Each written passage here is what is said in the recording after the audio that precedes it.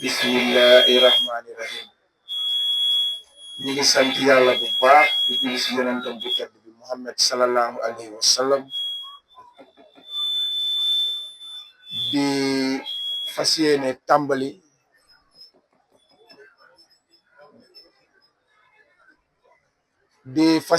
tàmbali cérémonie bi nga xam ne moo ñu dajale fii tey muy lancement fondation AND suñu yitte balaa ñuy def dara nag ñëpp xam nañ ne tey quartier bi am na tiis boo xamante ne dal na ci suñu kaw muy suñu mama Ami Ba bu ñu neexee ñu wax rakam Ali Ba aussi ñàkk seen waajur wu jigéen léegi lañ ko rob donc ñu fasaale waale ko ci ñaan yi waaye joxaale rek imam mu defal ñu ñaan comme niñ koy defee su ko defee ñu fasaale suñu maam jooju su ko defee ñu tàmbali liggéey bi présenté leen chronogramme bi wax leen aussi naka lay demee donc ñu jox kàddu gi imam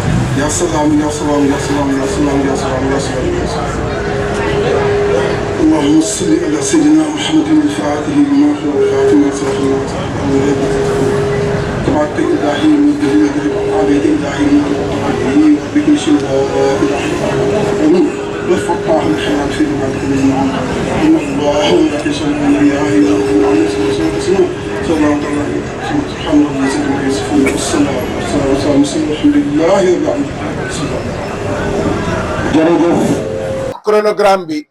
nii lañ ko tëralee di leen fàttali ne activité bi commencé na depuis si suba def nañu wàcce kaamil kër président bi Mamadou Souley Sow imam ñëw na fa def nañu ñaanal fondation bi ginnaaw bi ñu dalalee gan yi ba pare ba def ñaan dinañu jox délégué de quartier Biya Ndaw wax ci turu délégué de quartier yi pour dalal ñëpp suñu paree ci loolu dinañ jox kàddu gi le point focal coordonnateur de la fondation AND suñu yitte muy Mohamed Rassoul Diouf ñu koy wax Momo mu ñëw expliquer leen lan mooy mission fondation bi ak yan réalisation moom lañ jot a def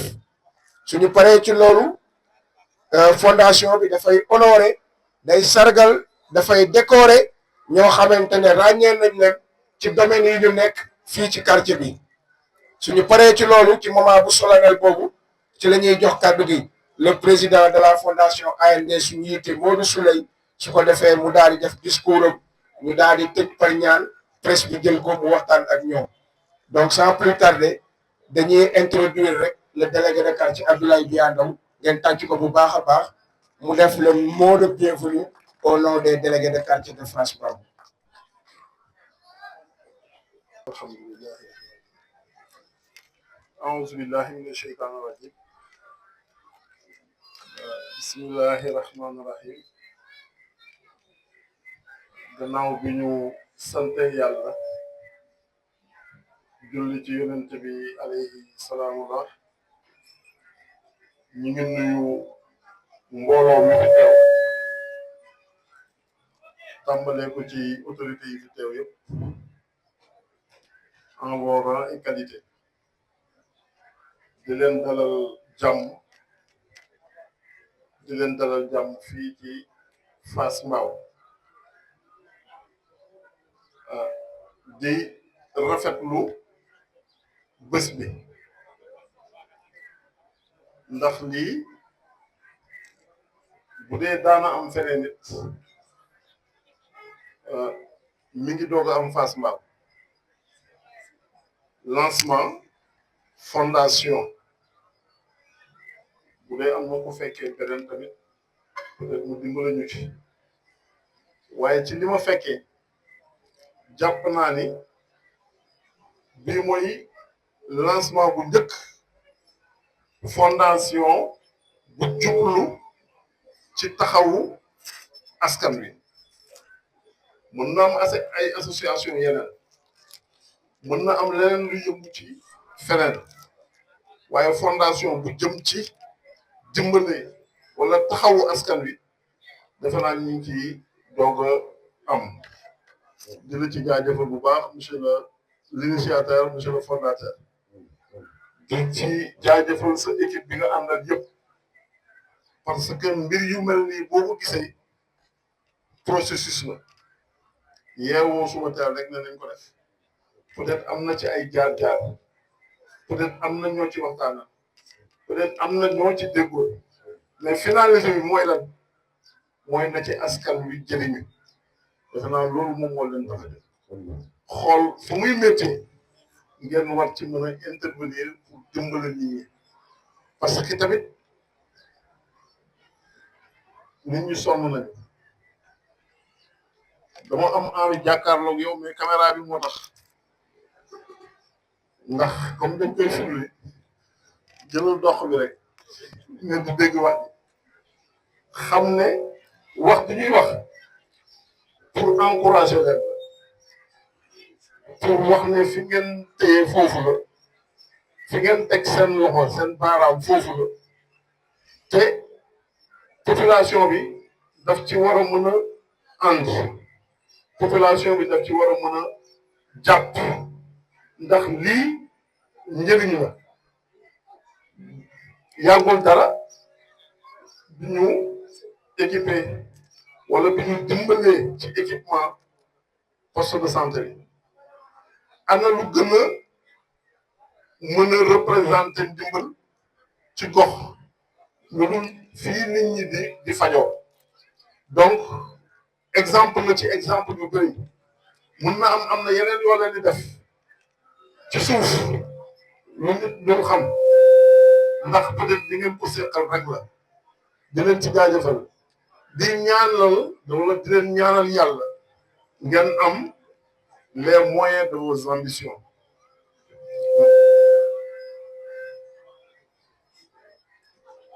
yal na yàlla wërsëgal leen ngeen am lu mën a mottali seen yéene ndax yéene bu baax la yéene bu rafet la yéene la pour dimbale askan bi donc lépp loo leen bëgg ci moyen rek yàlla leen ko yàlla yombalal ndax moom nag mooy yombalal donc di bëggoon wax lu gën a neex loolu lu gën a baax loolu waaye di leen di encouragé di leen di ñaanal yàlla di xam ne délégué de quartier yi ma yebal jëlee ko ci suñu papa Diène Alaaji Diène Diouf yàlla na ko yàlla yëkkati ndax bu fi nekkoon tey moom moo fi taxaw samay mag ñu ma jiital muy Cheikh Xarma muy Maalum ñi ma dénk kàddu gi bokk ak suñu secrétaire général Abdoul Aziz Diawara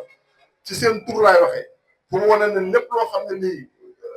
appui la bu war a mën a jógee ci délégué yi pare nañ pour indil leen ko incha allah rabbi sur tous les plans donc di leen jaajëfal di leen ñaanal yàlla rek jàmm taw fee sutura ba lépp loo xam ne lii yéene nañ ko ci dëkk bi ak alentour parce que bu yem Fass Mbao rek yéene dëkk bi ak alentour yàlla yombalal leen ko yàlla kàttanal leen yàlla dimbala leen ba ngeen am ci lu ëpp seen jot di ba taxawee foofu kàddu yi di jégalu bu dee am na lu ci gën nit laa ngeen ci gëntuma ci jéggal ma li ci baax nag yàlla la ci mbaaxam yàlla na ko yàlla ñu yàlla defal jàmm asalaamaaleykum wa rahmatullah. Je pense que ni mu ko waxee noonu la waxuma sax ci quartier bi mais pour la commune pour la première fois man de wax dëgg yàlla 96 laa commencé yëngu si développement maa ngi doog a gis si commune bi fu ñu créer fondation di def lancement bi donc Modou Souleye Momo félicitations. di leen wax ne aussi wax na lu am solo fondation bokkul ak association naam organisation la waaye du def politique xaarul bénéfice xaarul intérêt li ko tax a jóg mooy intérêt général fexe jàppale nit ñi ci wàllu njàng ci wàllu santé ci wàllu environnement ci wàllu développement en général donc deful politique xaarul intérêt ci kenn xaarul dara ci kenn li ko tax a jóg rek mooy jàppale askanam donc loolu fondation AND suñu yite loolu moo ko tax a jóg Samba Diakhaté xam naa dina ci ñëwaat parce que fondation bu ñu tuddee Adja Naaka Diallo loolu je pense que Samba am na lu bari lu mu ci war a wax ñu ni kan mooy papa Modou Souleye ñu ni El Hadj Moussa Pathé Sow yàlla na ko yàlla yërëm ñu ni kan mooy magam ñu ni Mayram ñu ni kan mooy magam ñu ni Maymuna ñu ni kan mooy magam ñu ni Aysata waaye ñu ni kan mooy magam ñu ni Xuudu Sow loolu Samba je pense que dinaa la bàyyil am nga pàcc bu am solo boo ci war a def donc di wax rek ne Modou Souleye am na délégation bu am solo bu ànd ak moom ñu xàmmee ci Moussa Baro Aïssata Wele Mamadou Lamine Fati Abdoulaye Diallo Doro Sow Ndiol Babou Dieynaba Sow Dada Sow Saliou Diallo Abdoulaye Thioub Aïcha Sow Ramata Ba Ousou Bane Khoudou Sow Maymouna Sow Junior Mayram Sow Maymouna Sow Senior Chérif Mbalo Thiam Hadji Sow waaye yéen a ngi gis ci jotaay bi ay kilifa ñu ngi fi toog ginnaaw su ma waxee délégué de quartier Cheikh Tidiane Kharma wax Abdoulaye Biandaw wax Abdou Aziz Diawara monsieur Diop nekk directeur école Fass mu ngi fi monsieur le maire Assane Niang yor commission jeunesse sport ci commune Diamaguène Sicap Mbao mi ngi fi toog Moussa Dione nekk yoroon commission environnement nekk conseiller municipal nekk coordonnateur CODIMEF muy comité de défense des intérêts de Médina Fass mi ngi fi toog mais ñu gis ne ICP bu poste de santé bu Fass Mbao madame Diatara mi ngi fi toog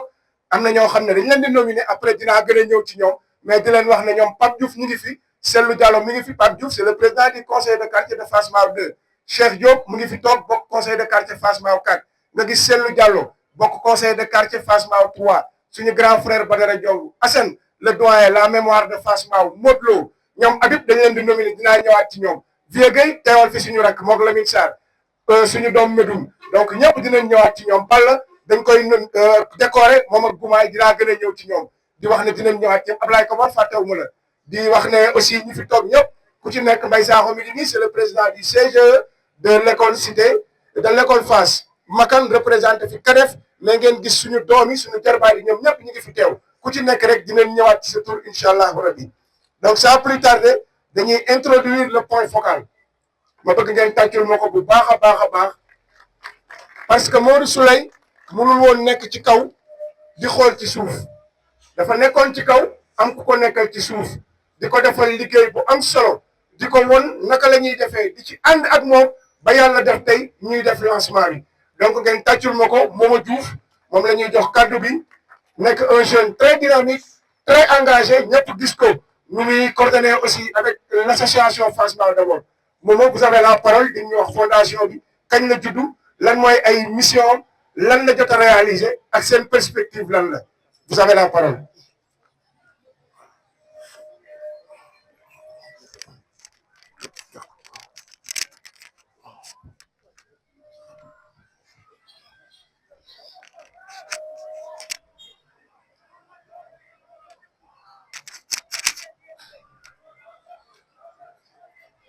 rabbi ishrah li sadri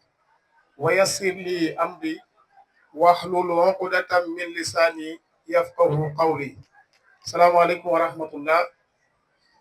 Bonjour à tous. Chers délégués de quartier, mesdames et messieurs de la société civile, chers invités à vos rangs et qualités, permettez-moi tout d'abord de vous remercier de votre présence aujourd'hui, de cette cérémonie de lancement officiel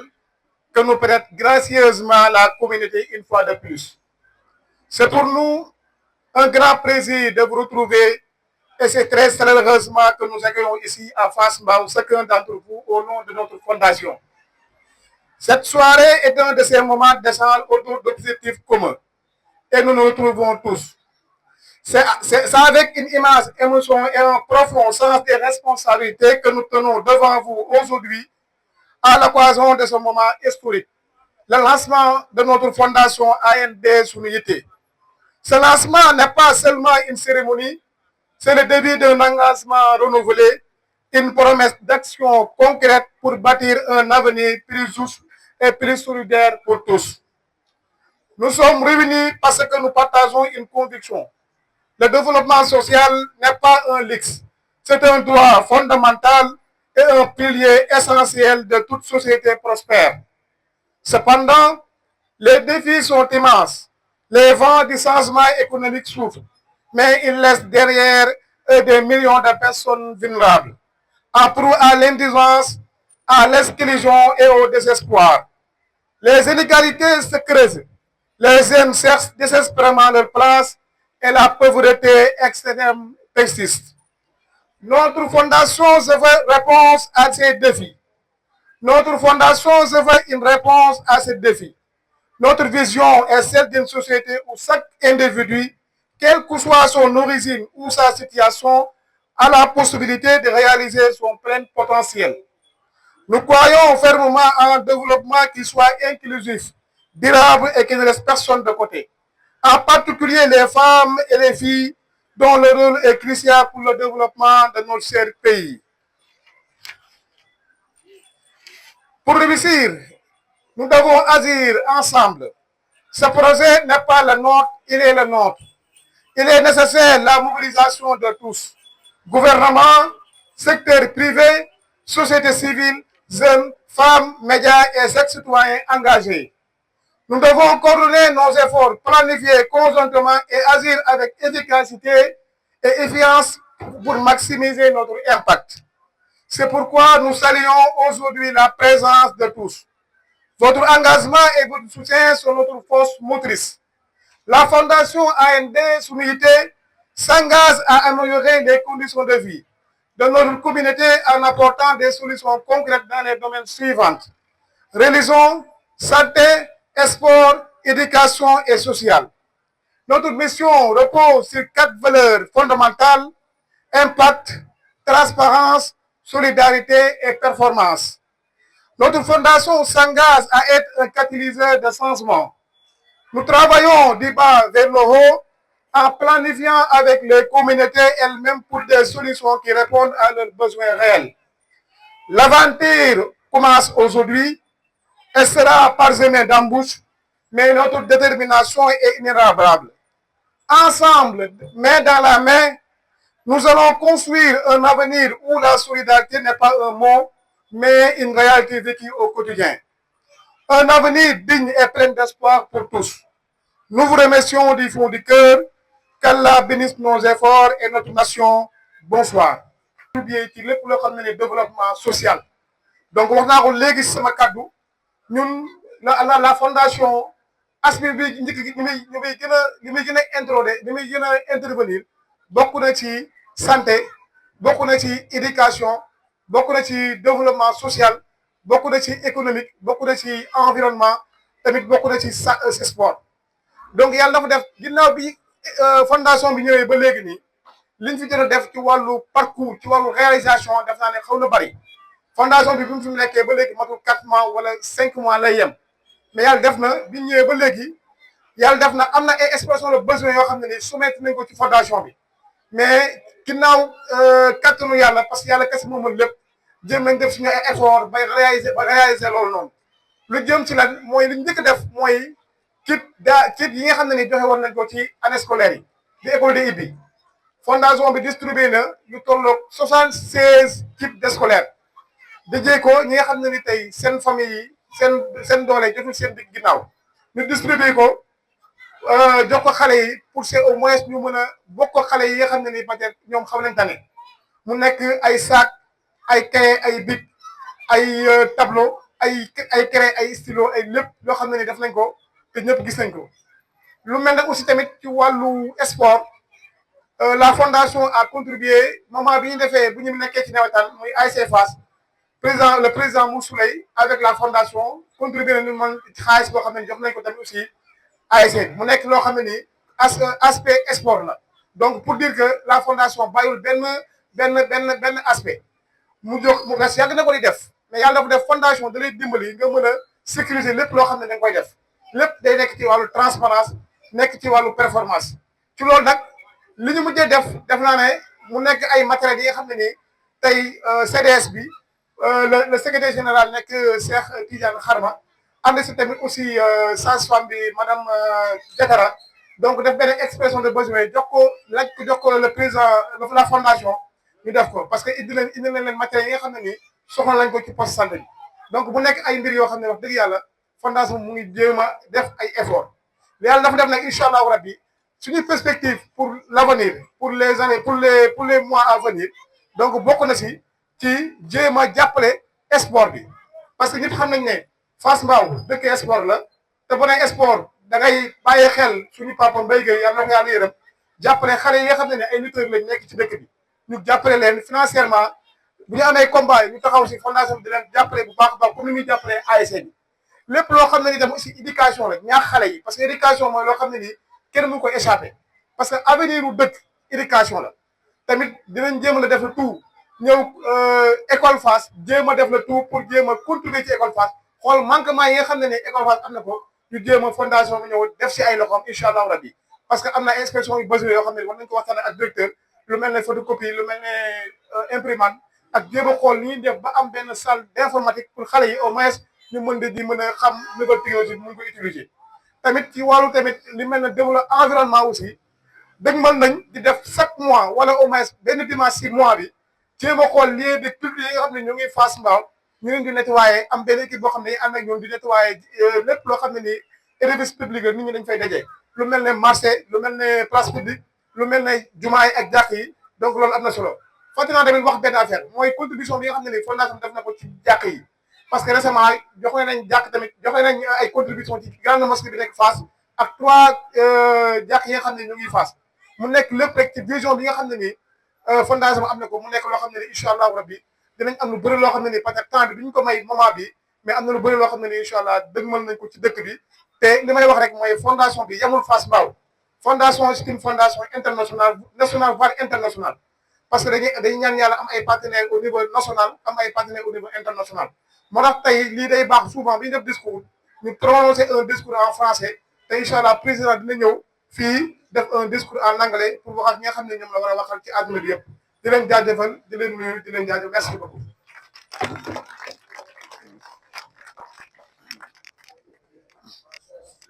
ok merci beaucoup.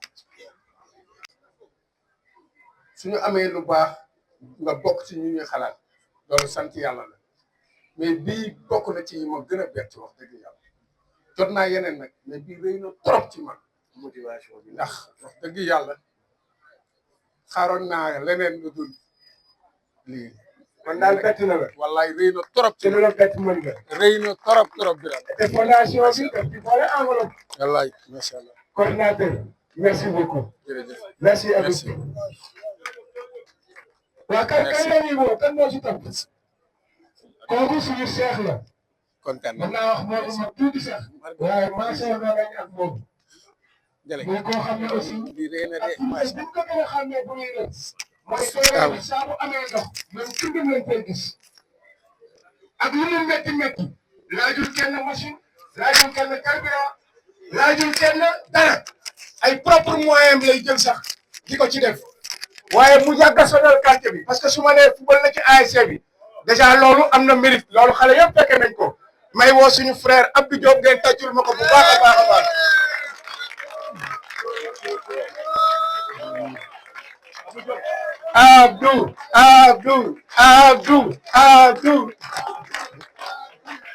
Abdou monsieur le maire Moussa Dione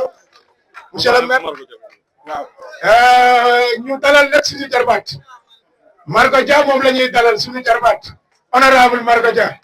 mu ànd ak une forte délégation joxal monsieur le maire Moussa Dione monsieur le maire Moussa Dione mooy décoré Abdou Diop Abdou mi nga ñëw fii après nga wax ak man te amul hasard monsieur inondation mooy jox monsieur inondation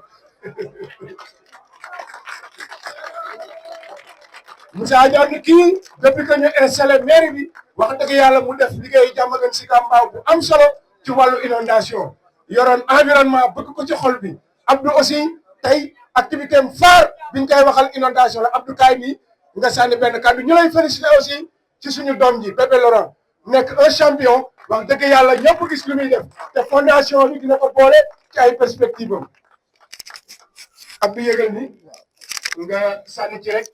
li la fondation bi defal tey. asalaamaaleykum waa Fass Mbao di wax quartier Pathé Moussa Sow kooku moom dama koy chaque jour dama koy wax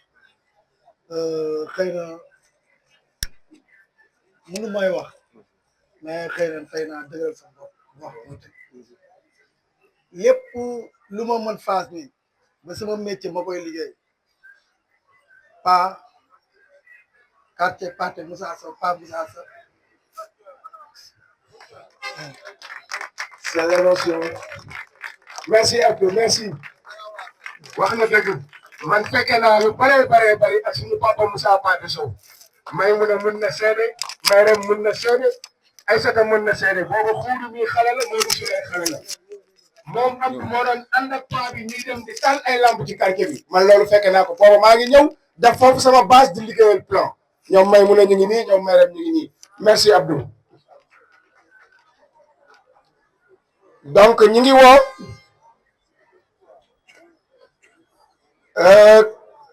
Babacar Mbaye Diop l'homme utile le chargé de mission de Fass Mbao koo xam ne bokk na ci li ñuy créé li ñuy wax alternance koo xam ne jël na ay xale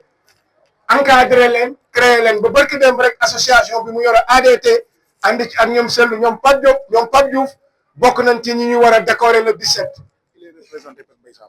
donc il est représenté par son jeune frère Mbaye Sakho borom géej bu neex bi Mbaye mooy jëlal président Babacar xëy na xale yi duñ ko xam mais su ma laajee ñoom Daw ñoom Cheikh Harma ñoom Bia temps bu muy wax bandiraabe noonu loolu ñoom Aziz Diawara duñ ko fàtte mooy le premier supporter de l'ASC Fass Mbao loolu je pense que nawetaan sax booba siiwul noonu ñuy dem di jouer ji Farba di dem di jouer ji Boune Mbaye Diop doon déguisé wu di supporter ASC bi te ba tey ci développement boobu la nekk donc Babacar nga jëlal Mbaye kii bi ñuy woow le directeur de l'école Fass monsieur Diop mu ñëw jox décoration bi Babacar Mbaye Diop président ADT association pour le développement et la transparence ñëpp gis cours de vacances yi ñuy organiser di ko def en faveur des enfants de Fass Mbao et de Médina Fass merci directeur Babacar un petit mot pour Mbaye salaamaaleykum ñu ngi leen di nuyu ñëpp ku ci nekk si turam ak santam donc comme ni ñu ko waxee sànq fondation bi dafa reposer si 3 domaines mën na ko ëpp sax mais bu ñu nee aspect sanitaire aspect éducatif ak aspect sécuritaire donc te dëkk moom ñett ngoow ñoo ko mën a doxal donc di am contentement bu baax a baax si ki nga xam ne jox ngeen ko diplôme bi parce que mérité na ko. Et mën naa ne c'est une référence aussi pour tout jeune bu nekk Fass Mbao te tey bu ñu xoolee Fass Mbao bokk na si dëkk bi nga xam ne tey ñu bëri ñu ngi koy teg bët si jëf yi nga xam ne gone yi ñu ngi koy def mais tey jii fondation bi bu ñëwee dina am changement bu metti mentalité bi nga xam ne dina xaw a changer si domaine boobu donc di wax ne aussi félicitations au président Mor Soura ma bëgg waa Fass Mbao yëpp ñu jàppale ko bu baax a baax parce que ça c'est une première aussi merci beaucoup. merci président booy dagg nga def noonu laay woowandoo parce que ay cheikh lañu mais grand frère la ñuy woowante petit frère te fii lañ leen installé woon mu nekkoon affaire bu doy waar sax ñoom ñaar musuñu xalaat ne dinañ bokk benn jour bu ñu leen di installé pour ñu nekk délégué de quartier loolu loxo yàlla moo ci duggoon waaye kenn du ma weddi que ne mérité nañ ko parce que fi ñu jaar ci wàllu parcours. ci wàllu formation ci jeune ci wàllu développement du école du santé du dara loo xam ne dañ koy yëkkati du sport te ñoom ñaar dugaluñ ci seen loxo tey yàlla def ñu nekk délégué de quartier te ba tey ñu ngi continuer di gunge xale yi di leen toogal ci zone bi je veux nommer le père de la nation mais la force tranquille aussi Abdoulaye Biandaw Cheikh Tidiane Kharma ngeen ñëw fii ñoom Assane Gueye laay woo seen grand frère Assane moo leen di décorer Assane moo leen di décorer mu nekk ñoo xam ne c'est des icônes c'est des monuments tey amuloo fooy génn ci département bi te duñ la ne ana Biandaw ana Cheikh Tidiane Kharma parce que nag ñoom ñoo ko liggéey aussi ba yàlla def leen tey ñu nekk ay autorité di toogal état mais di appuyer les politiques publiques ci quartier bi donc seen grand frère Assane Gana moo leen di jox seen décoration ngeen tàcc ko bu baax a baax.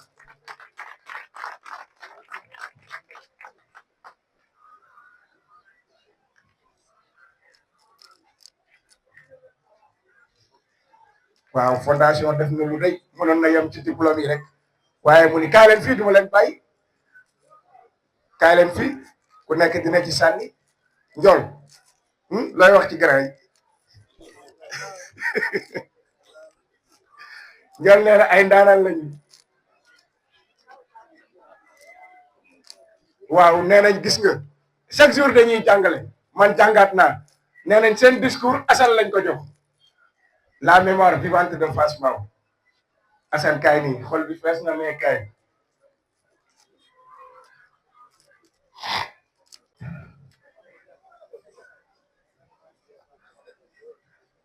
c'est bon أعوذ بالله السميع العليم من الشيطان الرجيم بسم الله الرحمن الرحيم الحمد لله رب العالمين الحمد لله رب العالمين الحمد لله رب العالمين اللهم صل على سيدنا محمد وعلى آله محمد وسلم Fass Mbao ñu ngi nuyu ñëpp ci turu borom dëkk bi mooy kan le premier délégué de quartier El Hadj Ousmane Ba ak kan góor gi Mbay Ba ak kan góor gi Abu Njaay ak kan suma góor ga Modou Mamoun Njaay ak kan suma wayjur suma wasila suma kilifa Ababacar Mbaye Gueye boo gisee ma wax loolu parce que ñii toog fii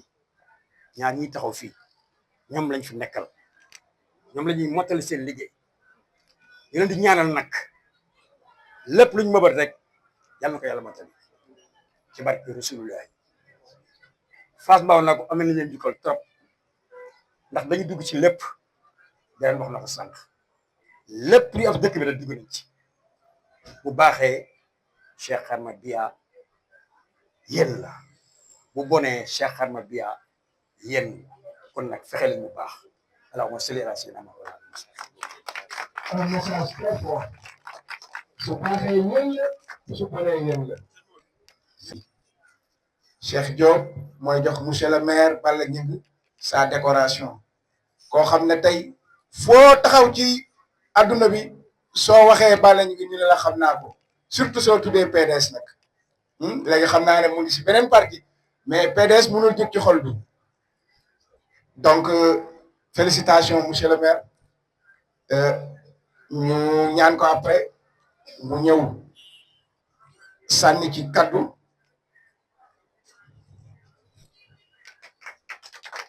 félicitations monsieur le maire. xam fan la commencé xam fan la yem en tout cas di gërëm le président AND suñu yitte mais aussi di ko encouragé ndax li mu def nii yombul li nga xam ne ko xam ne ci nekk fondation def naa ne directeur bi wax na ko amul bénéfice amul intérêt maanaam yaa ciy def donc képp ku jël si ñax nag di ko seetloo doomu aadama yi kon kooku def lu félicité la en tout cas lii nga xam ne jox nga ñu ko li nga xam ne bànneex la li nga xam ne xam nañ fan la commencé mais fu ñu xamuñu ko en tout cas lii ngeen xam ne yéen a koy def lépp lu ngeen yaakaar yàlla ngeen ci am lu ëpp seen yor lépp li nga xam ne aussi daf leen nar a fakkatal yàlla leen ko yàlla fanqal en tout cas ñu ngi leen di gërëm di leen sant wasalaam. merci monsieur le maire. bu doon business rek la dañuy wax këram la nekk. je veux citer le président Abdou Aziz Diawara ngeen kàcc ko bu baax a baax a baax. tey pratiquement c' est l' adjoint du délégué de quartier. tey lépp la ñuy def Fassmar bi je pense que ci loxoom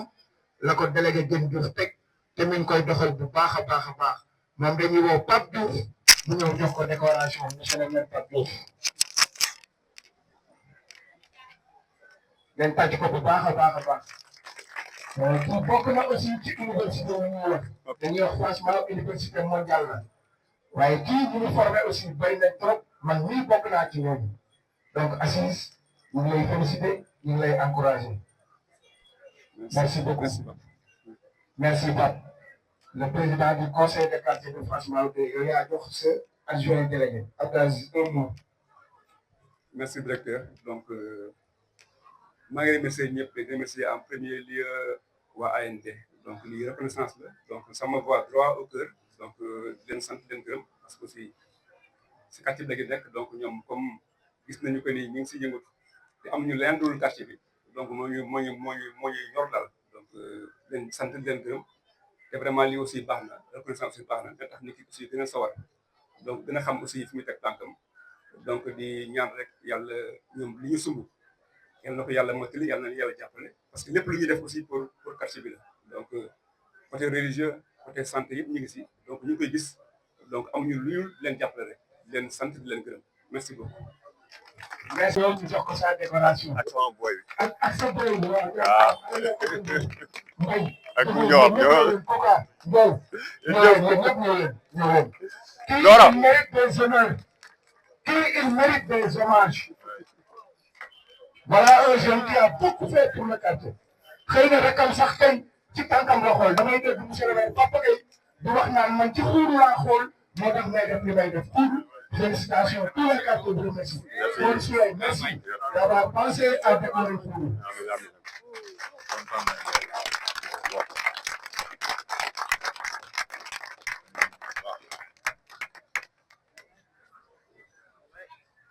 lii miin nañ ko ci moom. waaw voilà quelqu'un qui a beaucoup fait pour le quartier. li mu def maanaam mënuñu ko sax wax. tellement c'est énorme c'est extraordinaire. merci Khoudou. merci un mot. kan moo koy waxal.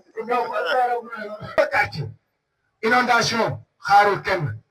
éducation xaarul kenn. sport xaarul kenn. mu gëm boppam dem liggéey ba yàlla may ko ay conseils municipaux. donc quartier bi amal ko reconnaissance. quartier bi amal ko njukkal. je pense que vieux gay mu ngi fi moog Lamine ngeen ñëw jëlal suñu rak suñu xarit monsieur le maire Papa Gueye sa décoration. merci Mamadou Souleye d'avoir pensé à Papa Gueye.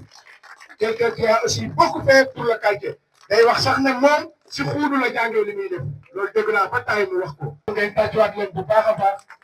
ngeen wax monsieur le maire Papa Gueye ne ko la fondation ñu ngi koy remercier ñu ngi koy encourager aussi. merci bien un mot. Lamine Kaye.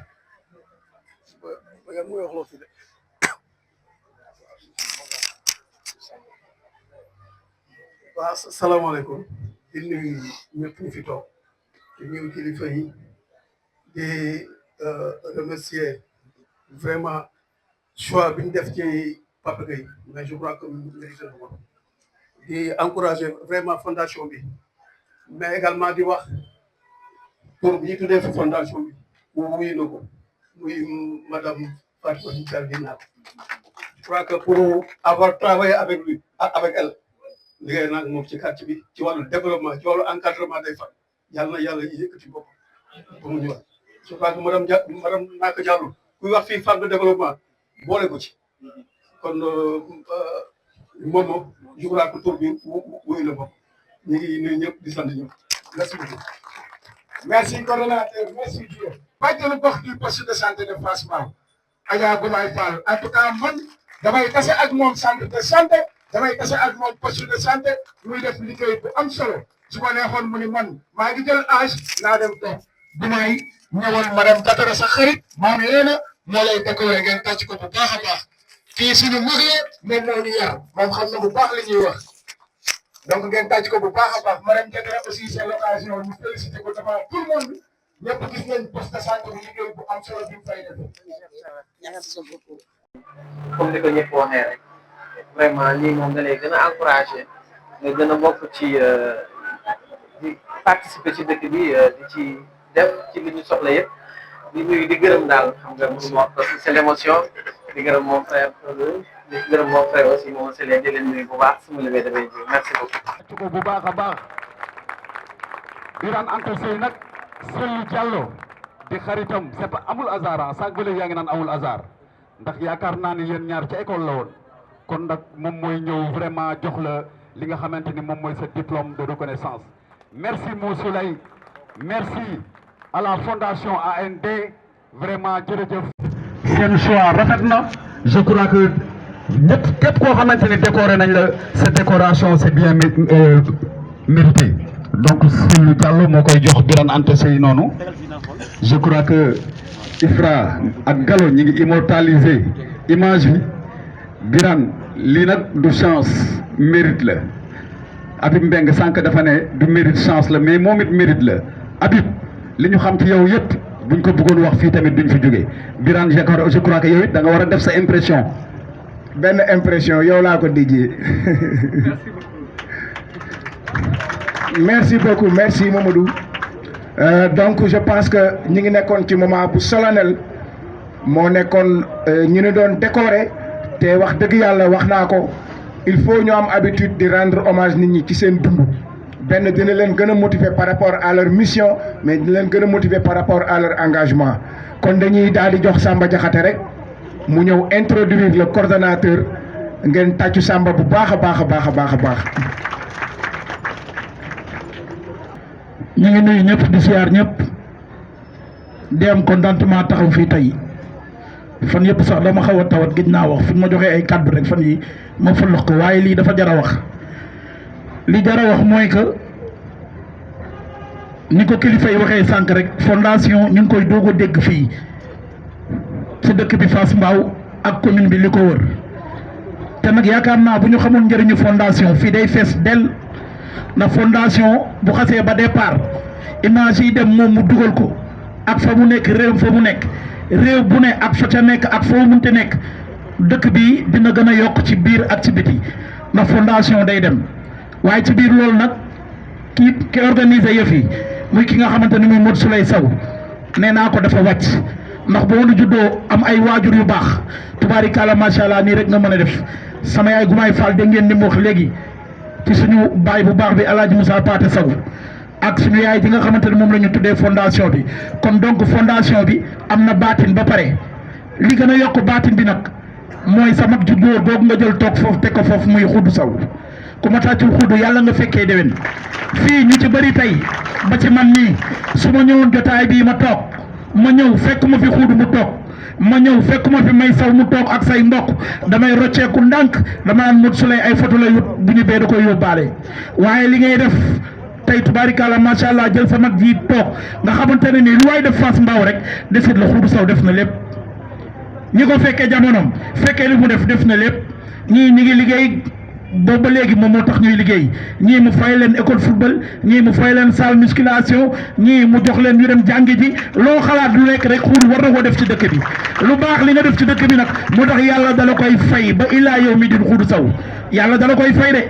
ndax nag tubaab nee na la bien fait n'est jamais perdu waaye nag olof Njaay nee na tom-tomum naat su waram réew dunko yaa tax donc yooyoon naaw ba Angleterre def ci xelu Modou Souley Sow damay ñëw def fondation muy suñu yite bay sa weewu tànk kon Modou Souley ku ko tàcc yàlla nga fekkee déwén ndax nag bu tànk gore woon fi ñuy gubale mbaam ëpp fay say te nag yaakaar naa ne tubaarikàlla macha allah waa Fass kenn waru leen jiitu ci lii ndax seen doomu dëkk moo ko def nit ku baax moo ko def te nag ñi nga fi sargal ñëpp da nga koo teg ci code teg fi lu leer nañ boo sargaloon xam nga ne politiciens yi nekk ci biir dëkk bii Fass Mbao yàgg nañ fay def lu baax nga xalaat Balla ñu ngi bii nga xamante ne nii sa wóolaree bàyyi la man sa bàyyi Alaaji Moussa Paate Sow bu ma miinee yàlla ak Balla ñu ngi la ndax Balla ma daan yónni ci moom may dem di jaabante ba mu dem ba miin ma mu nekk sama xarit kon donc loolu noonu Balla boo ko sargalee war na nga sargalaat kan Margo Dia mii nga xamante ne lu am biir Fass Mbao boo ko ci boolewul du neex nga sargalaat kan Pape Gueye nga xamante ne inondation beeg biir Fass Mbao kenn mënu ko ci lu ne la fi def daanaka delloo nga bu mu ca mooy ba yàlla nga àggaleeg sa saxu bu ma feebaree nag du ma am inspiration ngeen baal ma ko jërëjëf. social la ñuy wax waan fondation papa ma ko jiite moo ko njëkk ci Fass Mbao bi ndax ñu robinet ku fi xelli tey ndox robinet di jàpp di sangu Moussa Paté Sow Ndanka Diallo mi ñu tuddee fondation bi jigéen gu mat góor la di jàmbaar yar njabootam Modou Souley bu mel woon ni ñu laaj ko ndax da koo naam mu nekk ci génn baayam fii ku fi naam ndox ku fi jàpp Moussa Paté Sow te quartier Fass 3 bi bu ñu amee ndox rek Moussa Paté Sow loolu rek laa fi. dama koy dëggal dama. fondation Adja Ndanka Diallo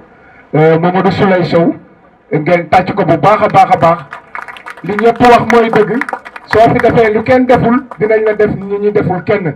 donc coordinateur xam naa ne discours bi ce sera en anglais day njëkkee discours kii bi ba pare parce que anglais bi pour partenaires yi mun ko xoolaa merci beaucoup. salaamaaleykum wa rahmatullah maa ngi assistance bi yëpp bon wax ji mënu ma ko mais dinaa ko jéem waaw maa ngi nii ñi fi teew yëpp rawatina sama waa classe yi teew bi ñi nga xam ne maa débuté ndoo ñoom depuis CI muy Moussa Baro Lamine Fati Medoune Seck ak Aïssatou Wele jóge ba Thiès waaw di nuyu sama mag yi di nuyu sama famille yëpp di nuyu Tangumaay Marco grand yi fi nekk yëpp grand Aziz Diawara grand Assane Gueye maa ngi koy nuyu di nuyu délégué de quartier yi di jox nuyoo bi daal bi àndaw mu seddale ko ñëpp waaw ak Cheikh Xarma waaw ngeen may ma wax si pulaar tuuti salaamaaleykum bandiraɓe haalpulaar mi salmini mon fo inde mum e yettode mum e amin ɗo e Fass Mbao amin mbaɗi créé fondation ne wiye AND suñu yitte amin nodda hen koreji haalpulaar en fof e mbiri naaɓe tomin gummi gollere naaɓe to yayamo gummi e amin ñaago hen duwaw e ha fondation yaara yeeso amin mbawa arde Fouta min mbaɗa hen min mbaɗa ko min mbaɗata quartier amen Fass Mbao ɗo min mbaɗa ɗum Fouta Allah ne wawi ɗum yo Allah waɗ ɗum eyyi mi salmini bandiraɓe Foutankoɓe foof eyyi bandiraɓe foof mi salmini maa ngi nuyu waa Fass Mbao yëpp tamit mu nekk sama quartier bi ma màggee xàmmee fi jàngee fi defee fi lépp waaw maa ngi sant ñëpp di gërëm ñëpp waaw xam naa nag maa ngi procédé def discours bi en anglais si vous me permettez. Bismillah. Dear neighbor, delegates, ladies and gentlemen of civil society, dear guests in your respective roles and capacity, first allow me to thank you for your presence here today at this official launch ceremony, which the community has once again so generously provided. It is a great pleasure for us to see you all again, and we warmly welcome each and every one of you here in Fass Mbao on behalf of our foundation. This evening is one of those moments for sharing ideas around common goals when we all come together. It is with immense emotion and a profound sense of responsibility that we stand before you today. On the occasion of this historic moment, the official launch of our AND Suniyete Foundation, this launch is not merely a ceremony. Is it the beginning of a renewed commitment, a promise of concrete action to build a fairer and more equitable future for all? We are gathered here because we share a conviction: social development is not a luxury. It is a fundamental right and an essential pillar of any prosperous society. However, the challenges are immense. The winds of economic change are blowing, but they are leaving behind millions of vulnerable people prey to destitution, but exclusion and despair. Inequality and widening, young people are desperately searching for their place and extreme poverty persists. Our foundation aims to be an answer to their challenges. Our vision is of a society where every individual, regardless of their origin or situation, has the opportunity to reach their full potential. We firmly believe in development that is inclusive, sustainable, and leaves no one behind, especially women and girls, whose role is crucial to the development of our country. To succeed, we must act together. This project is not just ours. It belongs to you all. It requires the mobilization of everyone: government, the private sector, civil society, youth, women, the media, and every engaging citizen. We must coordinate our effort, plan jointly, and act effectively and efficiently to maximize our impact. That is why we welcome everyone here today. Your commitment and support are our driving force. The AND Suniyete Foundation is committed to improving the living condition of our community by providing concrete solutions in the following areas: religion, health, sport, education, and social welfare. Our mission is based on 4 core values: impact, transparency, solidarity, and performance. Our foundation is committed to being a catalyst for change. We will work from the ground up, leading with the commitment themselves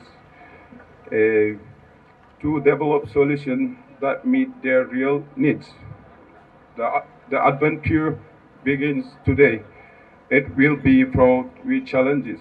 but our determination is unwavering. Together, hand in hand, we will build a future where solidarity is not just a word, but a lived reality.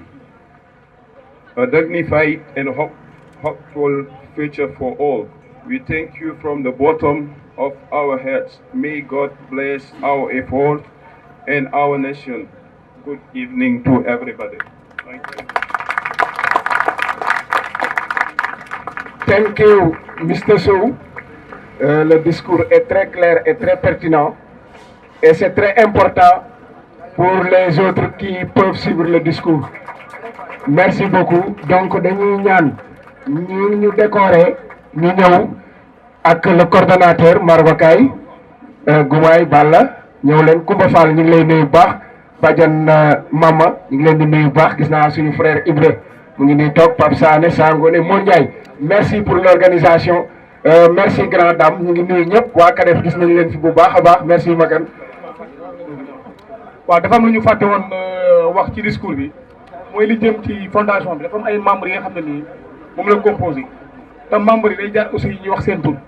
ku mel ne délégué Mamadou ku mel ne doyen Mamadou Ndiaye moom il fait partie des membres de la fondation AND Suniyete ku mel ne le jeune Ibrahima Mbaye aussi il fait un travail remarquable ci biir fondation bi ku mel ne Gora Gueye papa Gora Gueye il fait un travail remarquable ci fondation bi ku mel ne Serigne Modou aussi il fait un travail remarquable ci biir fondation bi ak Bira aussi donc ñu nekk ay jeunes yoo xam ne nii